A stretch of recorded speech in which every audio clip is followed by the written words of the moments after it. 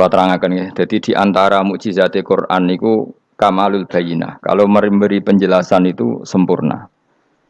Sehingga ulama mengatakan imanul muqallid, imannya orang-orang yang asal ikut kiai, asal ikut guru, asal ikut buku, itu mukhtalaf alaih. Bahkan saya sendiri cenderung mengatakan iman itu tidak diterima. Karena manusia dibekali akal, inginnya Allah itu dengan akal itu dia punya kepermanenan iman, apa? Punya kepermanenan apa? Iman, dan dengan itu dia imannya mujma'aleh, mesti diterima oleh Allah Subhanahu wa ta'ala karena bin nadzari sahih, dengan logika yang benar. Dan logika yang benar itu gampang sekali. Beberapa ulama tentu tahu sekali, bukan sekedar tahu sekali karena itu diajarkan Allah dan Rasul. Misalnya begini, kata Allah, saya kalau baca ayat-ayat ini itu sering nangis karena Allah yang Tuhan itu sebenarnya tidak butuh kita. Saya ulang lagi, Allah yang Tuhan itu tidak butuh kita, juga tidak butuh iman kita.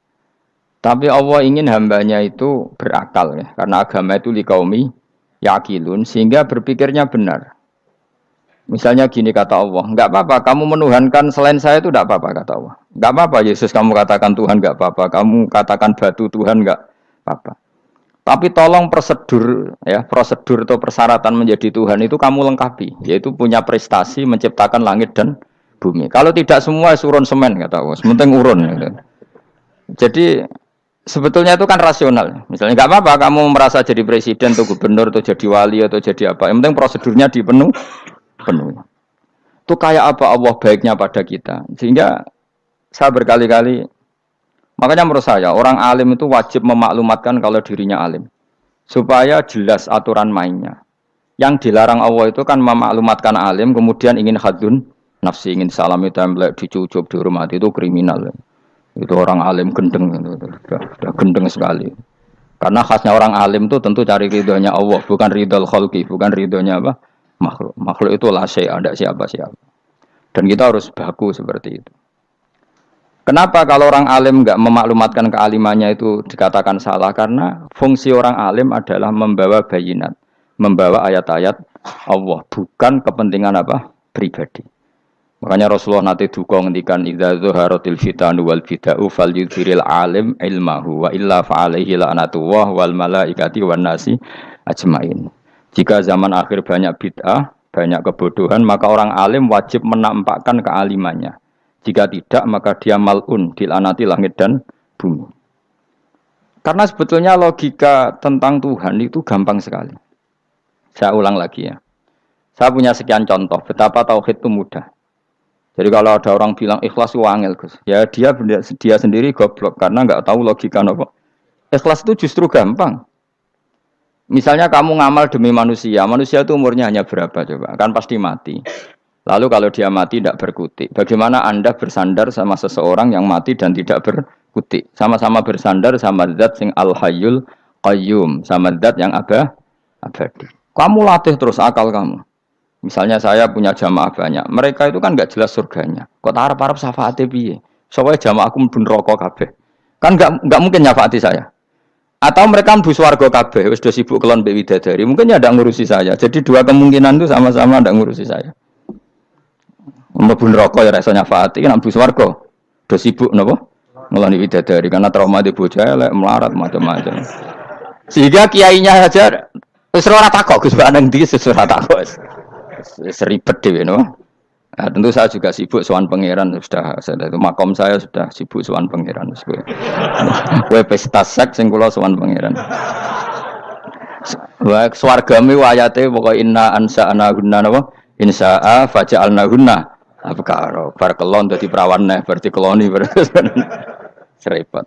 Kula insyaallah melok daftar sing fa'ama ingkana minal muqarrabin farauhu warihan. Jadi surganya muqarrabin itu enggak ada sifatnya. Di situ enggak dibakas bidadari, makan-makan enggak, tapi farauhu warihan. Satu surga yang sifatnya rohani. Karena enggak bisa disifati. Tapi saya daftar di situ ya hanya beberapa jam. Baru itu gabung kon. Sawangane kok karo rasane wong ayu juga keberatan. Ya tapi saya tentu punya dua kelas, supaya punya kartu premium dan ekonomi. Saya ndak tertarik lah daftar yang premium dok, nanti repot apa.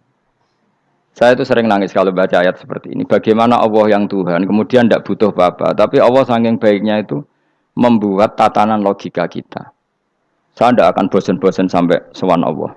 Bahkan andaikan saya masuk surga dengan faham ini, saya milih faham ini. Karena faham ini itu menguntungkan agama. Li'ilai kalimatillah. Sementara masuk surga itu hadun nafsi. Banyak ulama mengatakan, kenapa Anda tidak ingin mati? Padahal Anda mati masuk surga. Katanya, saya takut kehilangan momen sujud. Karena sujud adalah hak Allah. Sementara surga itu hakun nafsi. Keinginan saya. Tentu saya mendahulukan hak Allah ala hakin nafsi. Itu makam-makam yang... Dan itu nggak bisa kamu copy paste. Orang yang pada kelasnya akan merasakan seperti itu. Dan kamu tidak perlu minat, malah paham. Jadi sudah, dengar saja. Apa? Dengar saja. Begini misalnya. Saya berkali-kali bilang. Kenapa ulama dulu, saya ini kan di Sarang juga ngajar tauhid. Dulu saya ngajar kubrul yakiniyat di beberapa madrasah, termasuk di Sidogiri saya juga ngajar tauhid.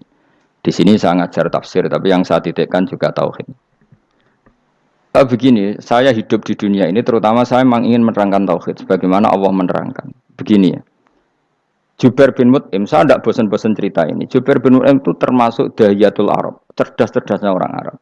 Dia ditunjuk sebagai negosiator untuk membebaskan Asra Badrin, tawanan perang Badar yang kalah dan ditawan Rasulullah dan para sahabat. Kemudian harus ditebus dengan uang. Oke, disepakati. Terus singkat cerita Jubair bin Mut'im itu datang ke Madinah. Dulu karena tidak ada hotel, tidak ada penginapan, ya memang nginepnya orang musyrik itu di masjid. Ya sehingga itu lazim saja. Kamu tidak usah jadi liberal kemudian bilang musyrik boleh di masjid, ya tidak perlu seperti itu. Kamu juga gak perlu goblok mengatakan nggak ada ceritanya orang musyrik ngidam di masjid karena ya ada tarikhnya seperti itu. Jadi tidak perlu goblok, ya gak perlu liberal. Paham ya?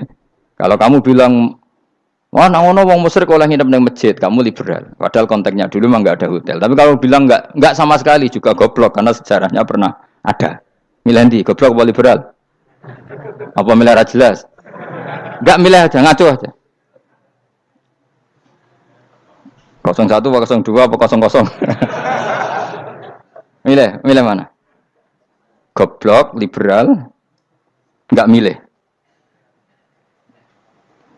Nah, ketika Jubair bin Mut'im itu datang, delalah Nabi itu sholat maghrib ngimami. Nabi baca surat Wattur wa kitabim mastur fi rabbim mansur wal baitil ma'mur. Kemudian di pertengahan surat At-Tur itu kan ada ayat yang menurut saya itu sangat bagus. Sehingga di kamar saya, di rumah saya itu tak figur ayat itu. Bahwa kita harus dilatih berpikir. Kata Allah memulai argumentasinya, am khuliqu min ghairi syai'in. Apakah kejadian alam raya ini seisinya tentu diciptakan tanpa sebab. Misalnya begini, alam raya ini kata orang nihilisme atau komunis atau orang-orang paham nihilisme, itu kan dimulai dari ketiadaan. Logika ini kan goblok sekali. Berarti kalau alam ini kadung wujud, kamu kan tahu kan langit bumi sekarang kan wujud. Ya, langit bumi sekarang kan jelas wujud. Berarti logikanya adalah al-adamu yakhluqu makhlukon, sesuatu yang enggak ada menciptakan sesuatu yang itu kan aneh. Di mana-mana al-adam ketiadaan itu tidak mungkin yakhluqu syai'an atau yu'athiru syai'an. Di mana-mana ketiadaan itu tidak mungkin mengefeki sesuatu yang ada. Wong kamu sebut tidak ada itu berarti tidak mungkin bisa berbuat apa-apa karena namanya tidak ada. Sekarang alam raya ini dimulai dari ketiadaan. Terus kamu simpulkan sesuatu yang enggak ada menciptakan yang ada. Itu gendeng apa enggak? Oh, gendeng sarap itu. Ora usah dipateni wong gendeng wis barno kok mati dhewe. Jadi makanya Quran menanyakan mereka, am khuliqu min ghairi syai'in. Apa alam yang kadung wujud ini kemudian disebabkan oleh sesuatu yang tidak ada? Lalu kalau sesuatu yang ada pasti diwujudkan oleh yang ada. Nah, karena yang ada ini pencipta harus berstatus super. Nah, super ini oleh ulama disebut wajibil wujud. Maka Allah bersifat super, wujud yang paling prima, yang kausa prima. Karena pencipta tentu kelasnya harus di atas yang diciptakan. Makanya disebut ulama dulu nyebut Allah itu apa? Wajibil wujud. Karena pencipta tentu lebih dahulu, maka harus disifati awal atau qadim, apa? Awal atau qadim. Kayak apa Allah mendidik kita? Am khuliqu min ghairi syai'in. Terus Allah bilang gini, ya gak apa-apa, yang menciptakan gak saya, gak apa-apa kata Allah. Tapi amhumul khaliqun, kamu saja yang menciptakan, gak apa-apa. Tapi syaratnya kalian juga harus merasa pernah ikut menciptakan langit bumi. Am khalaqus samawati wal ardh. Jadi, enggak apa-apa kamu merasa Tuhan, enggak apa-apa. Yang penting kamu merasa ikut nembok langit, ikut ngecor apa? Langit. Ya pokoknya ikut bikin. Terus kata Allah, bala yukinun, kamu tak suruh merasa menciptakan langit bumi, kamu juga enggak merasa, iya, memang ya mereka merasa enggak kan. Akhirnya Jubair bin Mut'im saking enggak kuatnya. Am khalaqus samawati wal ardi bala yukinun, amin dahum khuzun. Sama Allah dibombardir seperti itu. Dia datangi Rasulullah, ya Muhammad, logika itu tidak meninggalkan akal saya. Matarok tali akli nasian. Akal saya habis Muhammad. Saya iman saja. Saya tidak cukup punya logika untuk melawan argumentasi ayat yang kamu baca. Saya iman saja. Terus iman. Makanya kalau ada logika nihilisme bahwa sebelum alam ini adalah ketiadaan, lalu pertanyaannya bagaimana mungkin ketiadaan menciptakan yang ada? Di mana-mana ketiadaan itu la yu'atsiru syai'an wa la yakhluqu syai'an. Jenenge wae tiada. Tiada itu ya enggak ada fungsinya, ya enggak ada efeknya, enggak ada prestasinya. Ya pokoknya namanya enggak ada ya enggak ada. Nah, ini penting saya utarakan. Terus di sini Allah mengulang lagi, enggak apa-apa yang lainnya kamu katakan Tuhan jadi mitra saya enggak apa-apa. Tapi tolong kata Allah, aruni madza khalaqu minal ardi, tunjukkan ke kami prestasi dia ikut bikin bumi. Kita tahu misalnya Yesus, Isa lahir di bumi. Bumi sama Yesus dulu mana? Dulu bumi, dia lahirnya di bumi. Lalu dia melata di bumi, jalan-jalan. Kemudian dia mengatakan ini bumi Tuhannya saya. Jadi bumi kok enak, dhisik aku sih. Tua aku sih, bodoh-bodoh pangeran aku dong. Lebih apa? Tua. Jadi Allah itu gampang sekali. Nah sekarang orang iman itu kuwajo semua. Makanya ndak wali-wali. Imane mbek Allah taklid, njaluke aneh-aneh, njuk bojo ayu, sugih, jabatan. Bela Allah secara hujah aja enggak pernah, sudah minta. Makanya kita ini hidup di zaman yang saraf massal. Lho kula nu njaluk pangeran akeh-akeh kuwi, coba kamu bela Tuhan tuh pernah bela apa? Bela Tuhan tuh gampang dengan argumentasi al-hujjah yang supaya agama ini tamkin fil ard, benar-benar mapan dalam logika. Yaitu tadi di mana-mana yang namanya sebab itu amrun wujudiyun, di mana-mana sebab itu sesuatunya harus wujud. Paling tidak kita sudah menolak nihilisme. Apa? Nah, nihilisme. Lah wujud karena wujud awal harus berstatus prima. Lah prima itu dalam bahasa ulama disebut wajibil wujud. Makanya ulama dulu ngelatih kita itu pertama Allah itu siapa? Zat sing wajibil wujud. Itu satu filosofi yang luar biasa. Nah, kemudian setelah itu ada setan-setan kecil yang nganggur, yang iseng. Nah itu nggak usah kamu perhatikan. Tinggal delok TV, ngopi, terus tinggal nyate kelata. Enggak saya tamak, pingsan dewi. Syukur-syukur stres dewi. Dugaan saya, setan saya gue pingsan, kurang gizi. Karena memang setelah itu setan goda gini. Lalu sebelum Allah jangan-jangan ada wujud yang lain. Lalu Allah sendiri awal mulanya gimana? Kata Nabi, jika ada pertanyaan seperti itu kamu harus berhenti. Tinggal delok TV atau tinggal penting aja delok dangdutan. Ya kalau kepeksa ora apa-apa, kelasem ae. Saya tidak menghalalkan tapi kan sudah kamu lakukan. Karena itu lebih baik ketimbang pertanyaan filsafat. Banyak orang yang dulu sholat ketika sekolah filsafat tidak sholat. Alasannya sampai menemukan jati diri itu Tuhan. Dan itu bahaya sekali karena Nabi berkali-kali bilang kamu jangan mikir tentang Allah pasti rusak. Orang kok mungkin rusak dari Nabi pasti rusak. Nah cara menghentikan gimana? Karena setan ini makhluk, akal-akalannya gampang. Tadi tak warai, saya sebagai ulama atau sebagai manusia atau sebagai orang awam atau sebagai siapa saja, kadang ada pertanyaan seperti itu. Tak tinggal anggeling dharma, kan pusing setan. Ini kan ngenteni. Weh, ngenteni bar lo anggeling dharma. Bariku aku lesu mangan mie. Bar mangan mie waret turu. Kan dia ngenteni terus mau bikin was-was lagi. Ternyata saya sibuk kan enggak bisa masuk deh. Bangun tidur aku selali pertanyaan tadi. Dinteni. Nah, dia masuk lagi aku sibuk ngajak anak jalan-jalan. Jadi saya kalau jalan-jalan di pasar itu wis enteni tan santai wae. Itu memang resep dari Rasulullah. Jangan sampai orang terjebak filsafat yang sampai menanyakan eksistensi Tuhan. Dan dia tidak mau iman, tidak mau sholat, tidak mau puasa sampai menemukan Tuhan itu siapa. Itu jelas minas syaitonir rajim, itu perilaku setan. Makanya Rasulullah setiap ditanya sahabat gitu itu Nabi guyu-guyu. Dan guyunya Nabi itu kata Nabi, baguslah kalau kamu takut Tuhan kalah kata Nabi. Nabi gojok gitu. Maka ada ulama yang punya seni berargumentasi yaitu Imam Ghazali. Jika setan tanya kamu lalu sebelum Allah jangan-jangan ada wujud yang sebelum Allah. Kata Imam Ghazali, ya itu saja yang Tuhan. Yang Allah ini enggak jadi Tuhan. Ya berarti wujud sebelum Allah itu yang benar-benar Allah. Kalau kamu bayangkan lagi, jangan-jangan sebelum itu ada wujud lagi. Ya itu saja yang benar-benar Allah. Sehingga tetap Allah itu menang terus. Paham ya? Yang jelas jangan sampai didahului Adam, karena kalau didahului Adam lebih ngeri lagi, karena sesuatu yang enggak ada menciptakan yang ada itu lebih buruk lagi menurut akal. Menurut apa akal? Nah, daripada kamu nggak salim Imam Ghazali, tinggal saja ndelok tadi ndelok sinetron. Itu yang lucu aja. Ndelok sing lucu-lucu. Ndelok apa? Mencari Tuhan. Pokoknya sing aneh-aneh, sing goblok-goblok, sing lucu-lucu, sing perane wong apa? Lha saya sering diproses saya. Gus Salim jenengan kok sering ndelok sinetron sing ana dialog wong goblok-goblok. Wong goblok ku menarik cara kula. Apa ya? Cara pandang itu di luar dugaan saya karena kula berkali-kali lho kalah wong goblok. Jadi makanya ini tak cerita nih beberapa kali yang jari Gus Wak cerdas berkali-kali kalah sampai goblok. Ada seorang santri itu ingin dibelikan bapaknya itu sepeda motor. Bapaknya wong desa, senengane ngrumat sapi wedhus. Lah menurut saya ya orang tuanya itu mampu lah, sangat mampu untuk beli itu. Pak mbok ditukokno mawon wong sepeda motor. Kata bapaknya, "Anakku nu jog mondok tak goblok, Gus.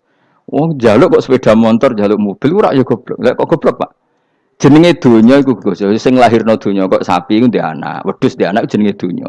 Di mana-mana jenenge donya sing lahirno donya. Iki donya kok mangan donya. Mergo motor iku kan tuku bensin, mobil. Iku cara dekne iku goblok Gus. Batin berarti kabeh kiai goblok perkarane tuku donya sing ngentekno donya. Cara dekne donya iku sing lahirno donya. Batin kok pinter iki batin. Untungnya saya ini ulama ya, ahli tafsir ya malu. Sebenarnya kalah itu ya malu. Tapi saya sebagai orang objektif fair, itu teori benar apa? Jadi donya itu ya sing lahirno donya. Donya kok mangan donya itu goblok. Untungnya dia dengan saya itu jaraknya 5 kilo 7 kilo karena 7 kilo. Lala dia diterkon sepeda motor, tapi tetap mau kalah. Pak, nanti jalan kaki saja. Karena kalau pakai motor ini kegoblokan kata saya. Terus mendingan nih. Loh Gus mau kalah tadi.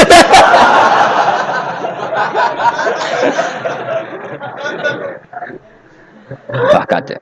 Singkat cerita dia bersikeras nggak mau beliin sepeda motor anaknya karena di mana-mana dunia gue sing lahirno dunia nggak boleh dunia kok mangan. Ini satu kegoblokan yang agak ilmiah tadi.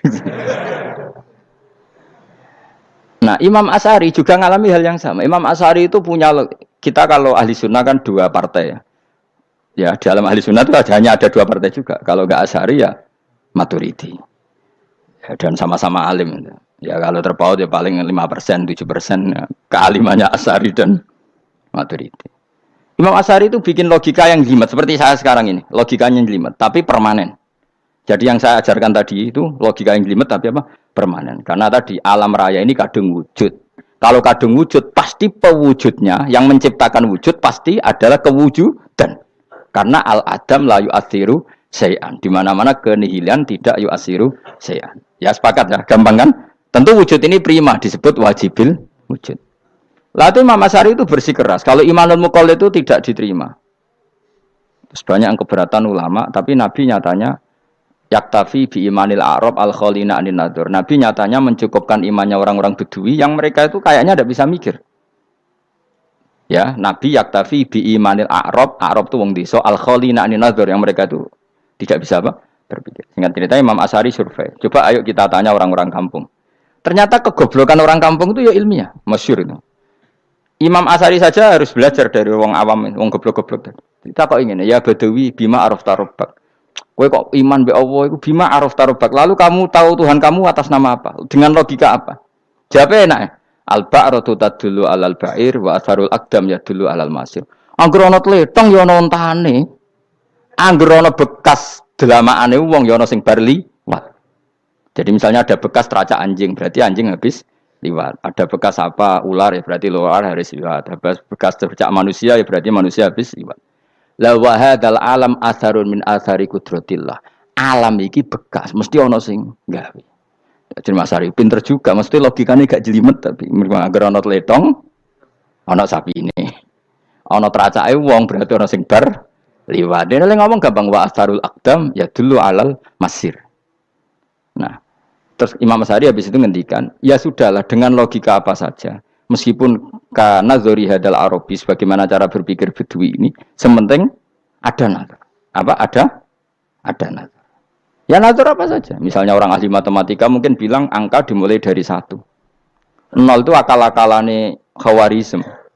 Mergo ini kebingungan nulis 10. Tapi tetap angka itu dimulai dari 1. Kalau misalnya 1 untuk mecah kesulitan ya harus dimulai 0,1. Tidak bisa 0 tok. Jadi 0 dulu itu untuk mematahkan kalau jumlah itu tidak sampai 1. Tapi faktanya jumlah itu kan pasti 1 karena dimulai dari wajibil wujud.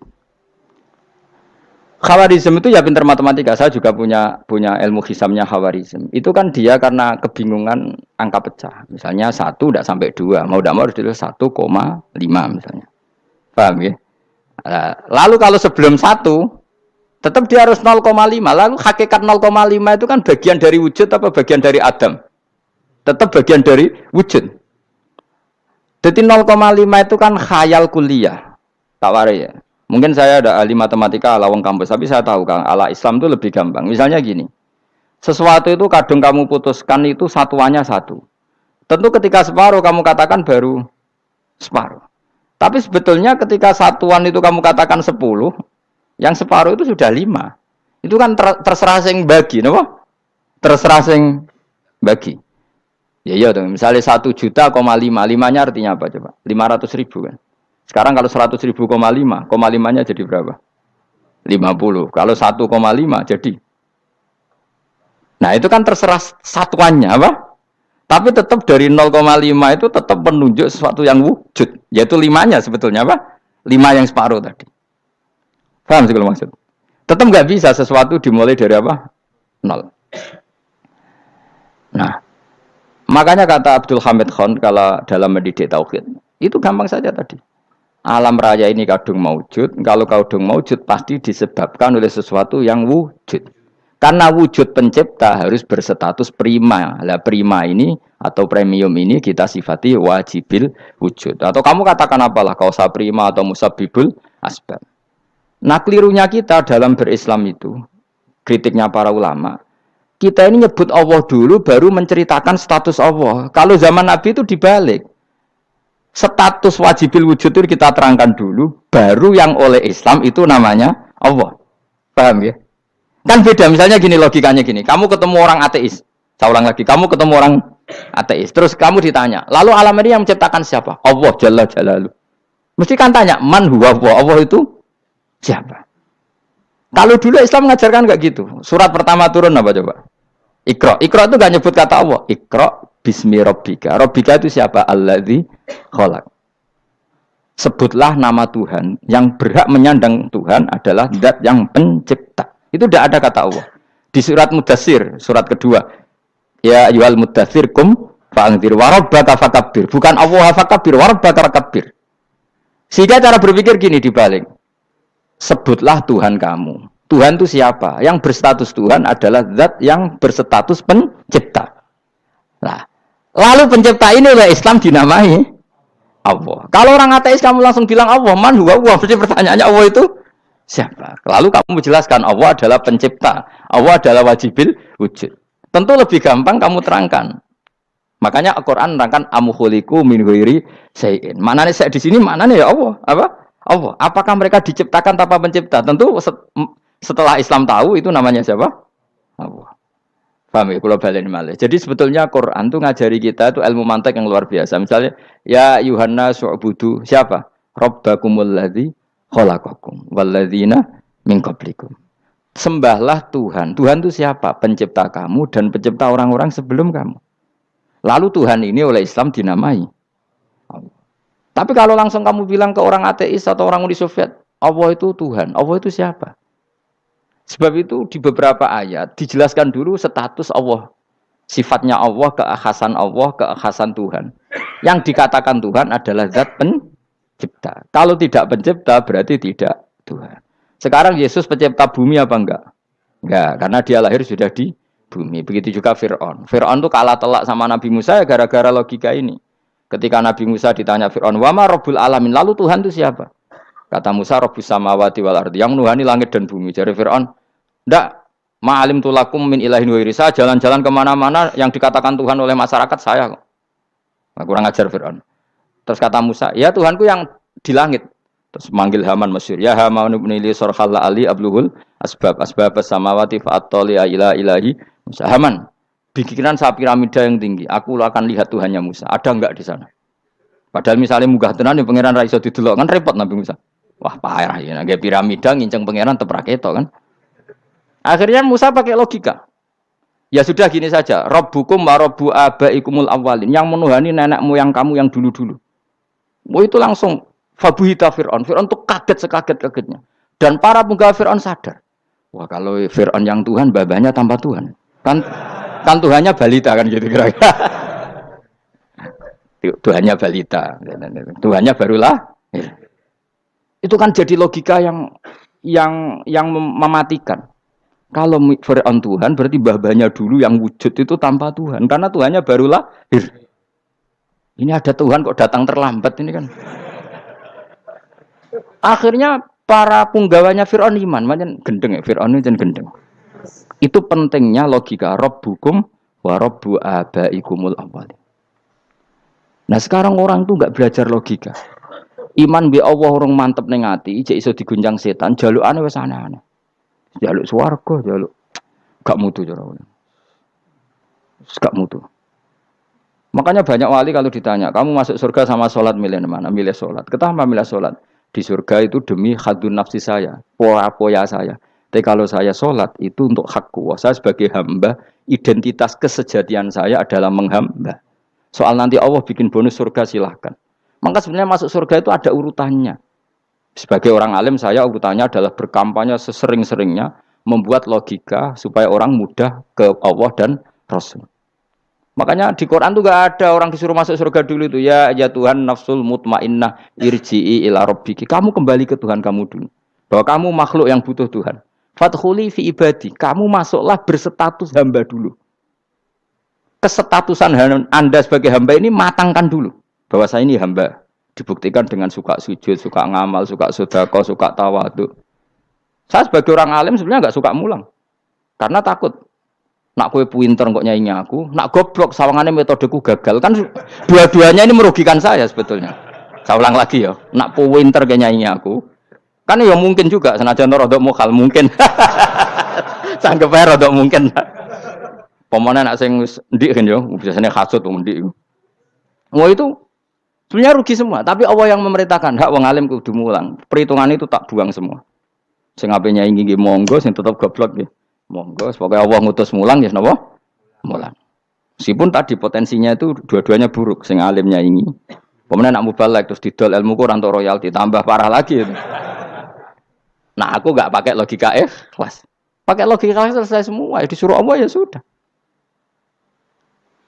Saya ulang lagi ya, makanya saya minta ya. Surat Tur itu dibaca. Makanya baca Quran itu jangan terlalu egois, jaluk swarga. Statusnya dulu itu fadkhuli fi ibadi. Kehambaan Anda posisikan yang mantap. Lagi wadkhuli jannati. Sekarang enggak dibalik orang ini masuk surga dulu. Kayak surga di kapling. Terawih arang-arang we jaluk Lailatul Qadar. Lailatul Qadar wis kliwat. Wingi wis Dzulhijjah wingi kan Pak. Sebagian ulama berpendapat Lailatul Qadar itu fi kulli sanatin. Apa fi kulli? Karena Lailatul Qadar berdasar nuzul Quran dan nuzul Quran itu bisa saja hari Arafah, bisa hari apa.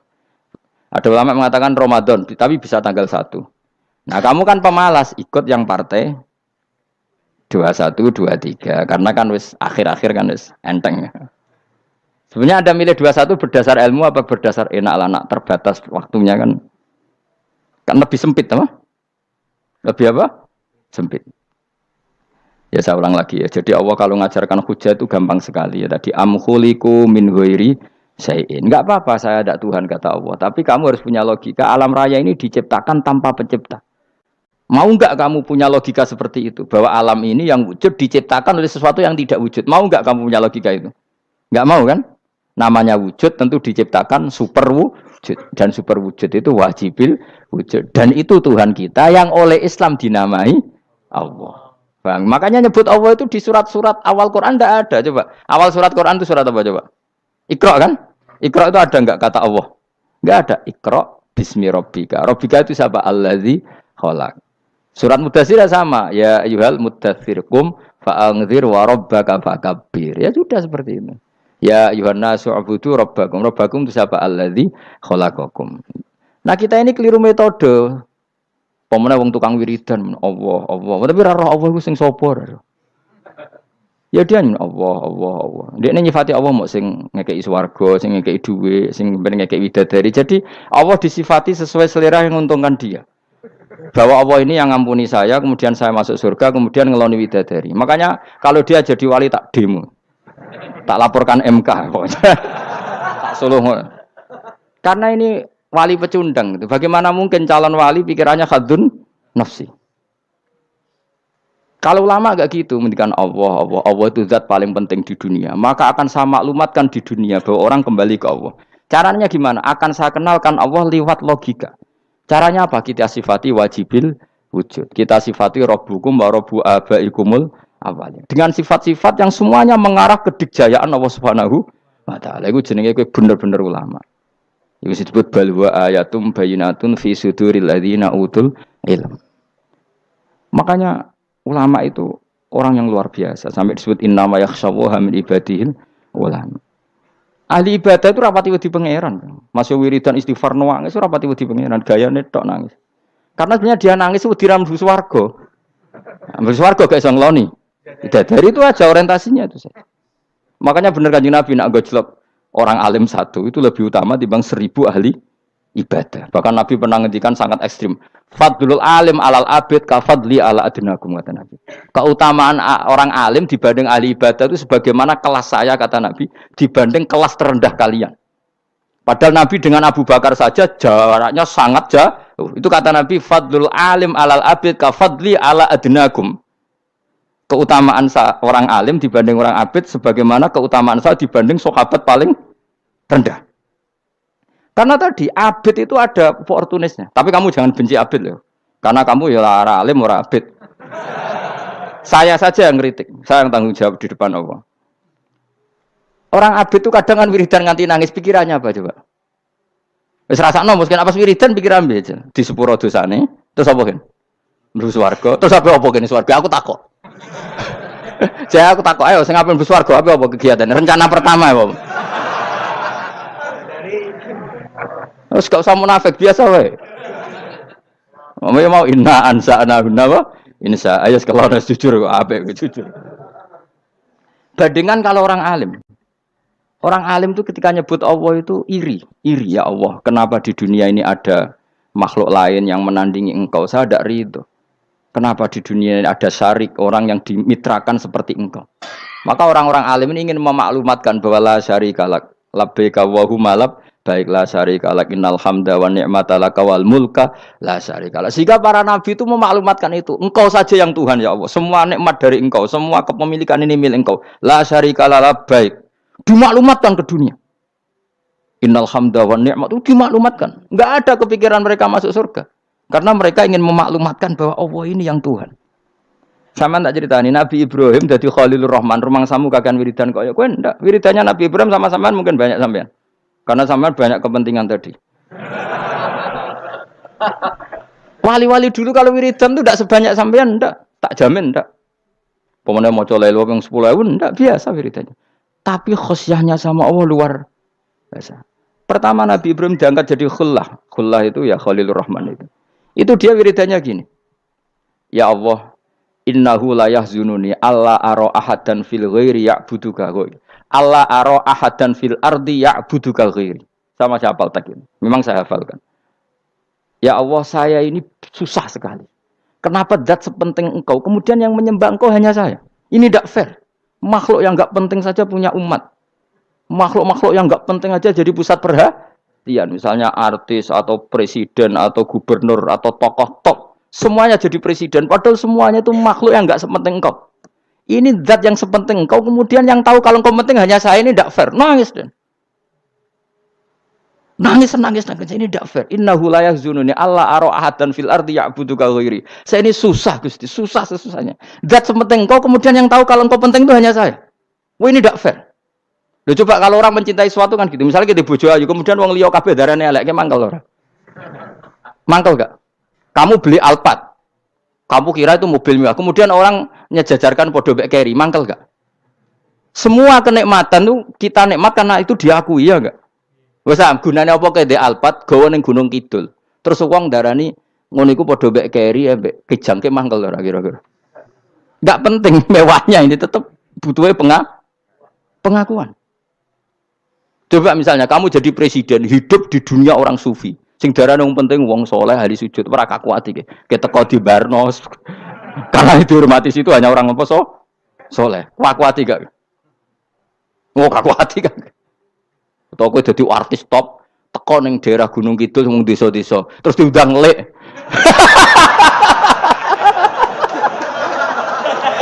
Oh mangkel kae. Le bayang dong.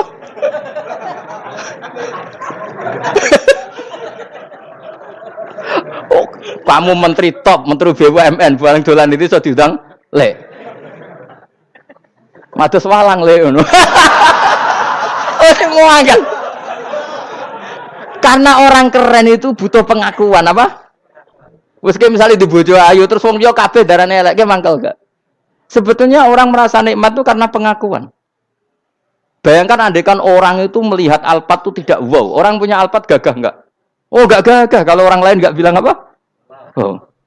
Mau misalnya di Gunung desa terus orang desa nganggap kok model tepak terus saya mau badhe numpang wedhus kula angsal Pak. Kagak ati. Habis kan. Makanya branded itu harus dimaklumatkan. Nah itu bayangkan Nabi Ibrahim. Zaman itu ada Raja Namrud yang dipuja-puja, ada orang kaya dipuja-puja. Kemudian engkau yang Tuhan, pemilik langit bumi, enggak ada muja-muja engkau. Ini enggak fair ya Allah. Nangis. Orang kok kowe eling pangeran sak jam, swarga Gusti. Dasar gak bakat wali. Saya itu pernah kangen Nabi Ibrahim itu sampai nangis dan itu saya tidak berdoa. Semua yang terkait Nabi Ibrahim itu saya baca. Mulai surat Quran, tafsir tentang Ibrahim.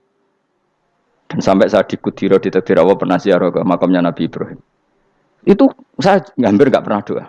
Saya isek. Ya karena tadi. Ketika Nabi Ibrahim nangis-nangis gitu, ya Allah ini tidak fair. Engkau zat terpenting di alam raya ini, kemudian nggak ada menuhankan engkau. Nggak ada yang merhatikan sama ini tidak fair. Susah sekali, karena yang tahu engkau Tuhan itu saya tok. Masyhur itu sama Allah. Karena Ibrahim nangis-nangis itu, terus sama Allah diterbangkan ke langit. Itu disebut wakadzalika nuri Ibrahim malakutas sama. Di langit ada jutaan malaikat sujud, jutaan malaikat ruku, jutaan malaikat baca tasbih. Nabi Ibrahim oke Gusti kalau gini ya benar, ini baru benar kata. Makanya terus Allah dengan keangkuhannya, karena Allah punya sifat angkuh dan itu sah walahul kibriya. Kan sifat angkuh baik untuk Allah tapi tidak baik untuk makhluknya, dan Allah dengan sifatnya walahul kibriya. Kata Allah, kalau nasihati para nabinya, kamu tidak usah susah. Jika di bumi jarang orang nyembah saya. Innalladzina 'inda rabbika yusabbihuna lahu bil-laili wan nahar wa hum la yasamun. Kamu tenang saja. Orang yang di sana di langit-langit itu maksudnya para malaikat itu bertasbih siang dan malam. Wa hum la yasamun, dan mereka tidak berhenti-henti, tidak bosan-bosannya bertasbih. Jadi nabi itu baru terhibur kalau yang diidolakan itu keren. Itu nabi, itu wali. Itu wali kutub, itu wali. Kamu enggak nyebut Allah itu sebenarnya kamu kan enggak ingin kan bangun malam ingat Allah. Berhubung utamu akeh. Terus Allah mbok libatno, mbok nyaur kan sebenarnya itu. Kamu ingin jadi bupati. Sebenarnya kamu enggak kangen Allah. Kamu ingin jadi bupati. Terus Allah mbok jak koalisi kan gitu. Terus malam-malam Allah, ya Allah ini hambamu ya Allah minta ini. Sebenarnya kamu kangen Allah apa kangen keinginan kamu? Terlalu menyindir banyak orang ya. Maksudnya ini cerita saja. Ya sudah, ini kayaknya kok banyak yang tersindir. Tapi ini kan ngaji. Yang ngaji itu harus naik kelas. Ya sudah, tidak usah diteruskin kok banyak yang tersinggung. Ya sudah, tidak usah diterusin. Walau akhidu mau mengalap sapa Allah anas saya manusa bima lan perkara kasab bukan nglakoni sapa anas. Minal maasi sing pira-pira maksiat. Mataroka. Mongko ora ninggal sapa wa taala dzuriya ing atase dhuwure artayil ardi minda batin saking kewan apa wae. Nasama tegese kewan tadubu kang melata pun nasama alih ing atase arat.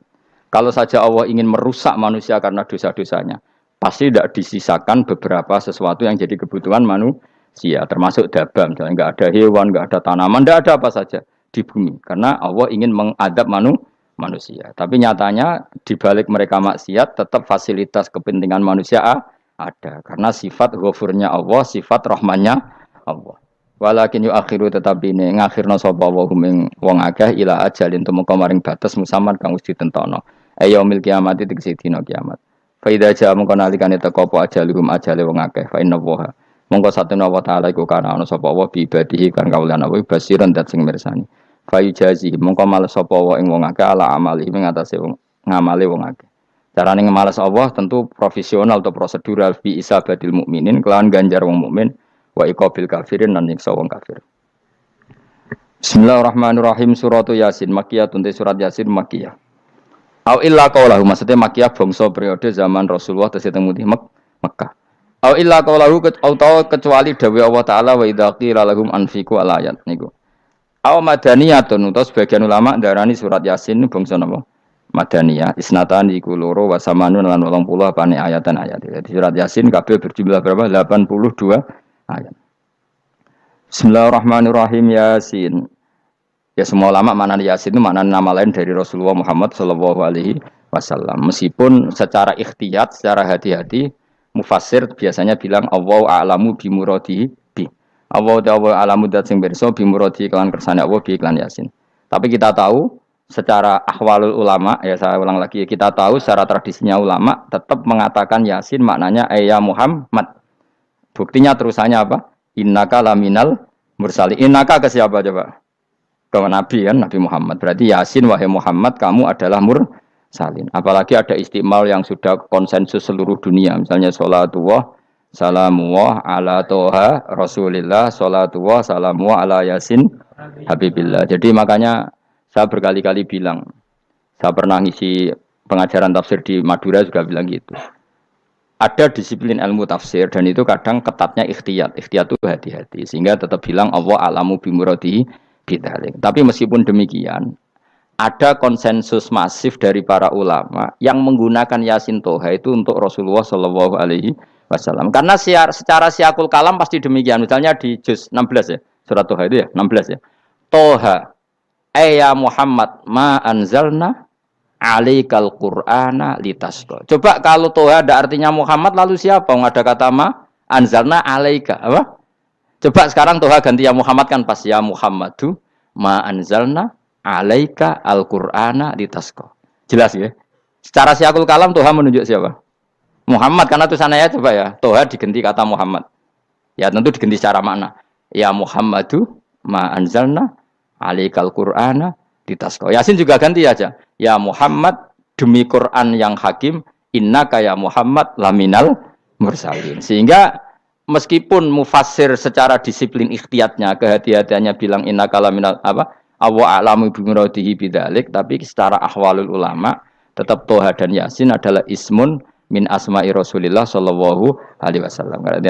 Kayak tadi apa salatullah salamullah ala Toha Rasulillah salatullah salamullah ala Yasin habibillah. Jelas ya. Jadi antara istimalnya ulama itu beda dengan keikhtiyatan mufassir. Dan tentu kita milih yang istimalnya ulama. Karena itu lebih gampang supaya kata alaika khitab itu kena apa? Kena mukhatabnya siapa? Terus ketiga kata Ibnu Jarir atau Bari, enggak mungkin Allah mengkhitabkan sesuatu dengan sesuatu yang enggak bisa difahami. Karena orang Arab dan zaman itu paham Yasin adalah Rasulullah, Toha adalah Rasulullah, sehingga ada khitab itu. Buktinya orang kafir zaman itu enggak pernah menyoal gini. Muhammad katanya Quran itu indah, mudah difahami. Ternyata ini ada lafaz-lafaz yang kita tidak paham. Nyatanya orang kafir tidak gugat seperti itu. Itu menunjukkan bahwa penggunaan Toha dan Yasin adalah ma'ruf dan difahami. Paham? Jelas ya? Ya soal nanti ikhtiyat, ya ikhtiyat saja kita ikhtiyat. Paham ya? Tapi tetap difahami. Apa? Tetap difahami. Buktinya jelas kan Toha ma anzalna alaika. Berarti diganti saja apa? Ya Muhammad ma anzalna alaika al-Qur'ana litasqa. Mohon jelas ya. Wal Qur'ani demi Qur'an al-Hakimi kang bijak. Ail muhkami tegese kang kuat utawa kang kukuh. Kukuh maknane indah bi aji binasmi kelawan keajaibane susunan wa badil ma'ani lan keindahane makna. Innaka saat temne sira ya Muhammad wa Muhammad lamnal mursalin setengah sangking wong sing diutus. Sungguh termasuk wong sing diutus Allah. Ora sekedar diutus ala siratin kowe ing atase jalur to dalan mustaqimin kang jejeg. Uti alaik mutalikun ta'aluk bima perkara qabla kang sedurunge iki dawuh. Aitorikil anbiya tegese kowe iku sesuai dalane para-para nabi qabla sedurunge sira. Maknane torikil anbiya ya tauhid tegese tauhid wal huda lan petunjuk. Wa taqidu tinau kiti bil qasami iklan qasam wa ghairi lan liyane qasam ngrad niku nolak liqaulil kufari marang pengucape wong kafir lagu maring nabi wong kafir komentar ning nabi napa lasta mursala Muhammad iku ora rasul. Terus Allah jawab innaka laminal mursalin. Tanzilal azizi kang kowe iku dadi rasul mergo entuk turunan untuk keturunan Quran sing aziz sing tanzilal azizi. Kang Quran iku dadi sesuatu sing diturunno Allah sing aziz. Fi mulkihi dalam kerajaane wa ar-rahimi kang welas fi khalqihi lan makhluk Allah. Utai lafat tanzil ku khabar mutada. Ya karena Imam Suyuti baca tanzilu sehingga dia nerkepnya mubtada. Tapi kira kita kan baca apa? Tanzila. Makanya saya berkali-kali ngaji itu sama guru. Imam Suyuti dia itu bacanya tanzilu, makanya dia nerkep jadi khabar. Sementara kira kita tanzila, maka kita nerkep jadi maf'ul mutlak. Paham ya? Makanya kamu enggak usah bingung iki kok dadi khobar padahal macane tanzila. Utawa ora bingung mergo ora paham pilihane loro tok. Ya. Jadi yang jelas Imam Suyuti itu kadung milih rofa, makanya dia nerkep khobar. Paham ya tanzilu, makanya dia nerkep apa? Khobar. Kalau kita baca kan tanzila, maka itu maf'ul mutlak atau nyimpan kata amdahu. Ayil Quran itu kese Quran. Bi khabar mubtada'in muqaddarin. Apa sing kang aran tanzilul aziz ya Qur'anu tentu Quran. Quran tujuane ditung dira supaya ngekeki peringatan sira bil Quran kauman ing kaum muta'alikun bitanzil. Maung dira kang ora dikeki peringatan sapa abahum bapak-bapak wong akeh elam yung daru. Tegese ora dikeki peringatan sapa akeh fi zamanil fatra ing dalam zaman fatra. Ya jadi Quran itu gunanya ya membuat logika yang benar supaya orang itu menghindari kesalahan. Jadi menakut-nakuti itu kalau nggak harus tentang neraka, takut dari kesalahan, takut dari kebodohan. Kan kita juga takut kan, punya pemimpin yang salah, takut punya kasus, takut kepleset. Ketakutan tidak harus dari neraka. Makanya saya berkali-kali bilang, saya sering dulu dinasihati Mbah Mun, enak ben alim, ojo sering maca tafsir, mari goblok dari Mbah Mun. Maksudnya mari goblok itu gini, mufassir itu manusia, kadang dia itu satu ayat umum, dia mendiktekan ke satu kasus, padahal kasusnya lebih umum. Makanya berkali-kali sama nani umpama ngene, contohnya ngene, karena nanti itu mengikat. Misalnya gini ya, saya ulang lagi ya. Ben gayamu kayak wong alim. Ini kan malam 23. Saya itu enggak pernah loh ngitung sengaja, tapi ini malam 23 kita insyaallah nginjak juz berapa? 23. Ini insyaallah barokah sekali. Tapi rasa Arab-Arab Lailatul Qadar, biasa wae. Ora kelas e, wis ben sing entuk Lailatul Qadar ben wali-wali wae, kene entuk cipratane wis napa cukup. Lah wong traweh arang-arang njaluk. Iya kalau kita mintanya dianggap Allah minta, kalau dianggap ngelama. Coba andekan kapasitas Anda itu RT, minta jadi presiden itu ngelama apa doa? Tidak jawab saja. Ngelama. Jatah kamu untuk azab, kok njaluke Lailatul Qadar itu ngelama apa Anda? Mestinya njalukmu orang untuk azab wis bagus sih. Paham ya? Banyak ulama diajak istisqa enggak mau. Banyak itu ulama. Ayo istisqa kita karena sudah lama enggak hujan. Kata ulama tadi, jatah kita ini kena hujan batu dari langit. Enggak hujan batu sudah bagus, enggak usah minta. Ulama macam-macam. Lah rai-rai ngene iki pantese entuk Lailatul Qadar apa entuk adab? Ayo jawab. Ayo. Orang entuk adab wis bagus. Ya dadi dongane ya Allah. Ampun jenengan siksa la tu'akhidna. Latu akhirnya maknanya njuk Lailatul Qadar pun ora disiksa.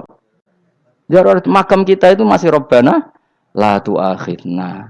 Iku njuk supaya enggak disiksa innasina waqtuna kalau kita salah. Kowe kan enggak kalau. Wah sudah salah. Jadi donga innasina waqtuna sange apikane pangeran wae ditambahin kalau kita salah. Kalau kita kan sudah enggak kalau lagi sudah. Sudah jelas salah berkali-kali lagi.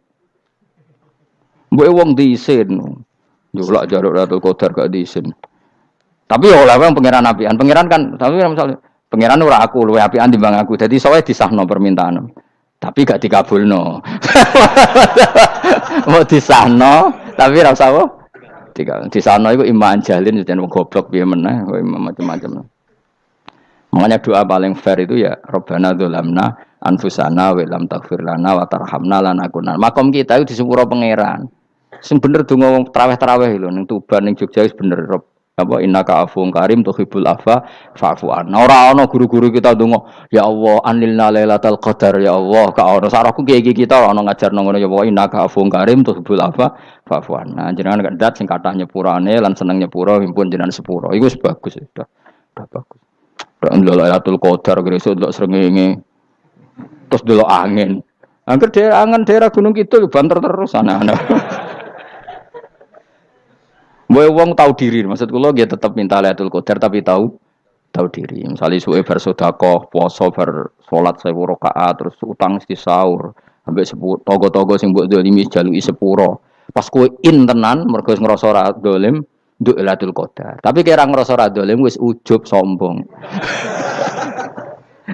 Wong sombong ya ora berhak meraih. Lah terus piye Gus? Ora piye-piye biasa wae, pokoke biasa wae. Makom kita ora kena adab itu sudah luar biasa. Ora penuh adab piye. Wis ngene iki luar biasa, napa? Luar biasa. Mun nang ngandel kula, mesti ngene iki keadaan seperti ini terus. Soale dongane wae Rabbana la tu'akhidna in nasina wa akhtana. Itu jadi itu sudah luar biasa. Nah, ini kan teruskan dawuh Mbah Mun ya. Misalnya Allah bilang gini, fattaku, maka takutlah kamu. Biasanya mufasir ditambahi minan nar, maka takutlah kamu masuk.